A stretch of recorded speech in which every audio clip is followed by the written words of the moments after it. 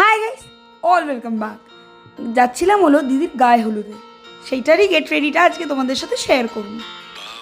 আমাকে একটা কথা বলো না যে কিভাবে নিজের প্রপার পারফেক্ট শেড চুজ করতে হয় ফাউন্ডেশনের জন্য। তোমরা দেখতেই পাচ্ছ স্ক্রিনে, আশা করি তোমরা বুঝতে পারছো। And to be very honest, আমার কাছে যতগুলো ফাউন্ডেশন আছে না, একটাও আমার শেডের না। আমি মিক্স ম্যাচ করে কোনো মতে চালাই, টু বি ভেরি অনেস্ট। তোমরা আমায় কমেন্ট করে জানিও প্লিজ, হ্যাঁ, তাহলে আমার জন্য খুব হেল্পফুল হবে, তাহলে আমি বুঝতে পারবো how to recognize my shade.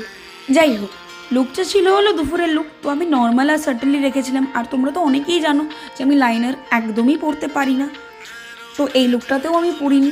কিন্তু হ্যাঁ, আমি বিয়ের লুকটাতে, মানে হলো এই দিনেরই বিকেলবেলার লুকটাতে লাইনার পরেছিলাম। আমি খুব বেশি মেকআপ করতে পারি না, সেটাও তোমরা জানো। আমার মেকআপে আমার চলে যায় মোর অর লেস। আমি খুব সার্টেল আর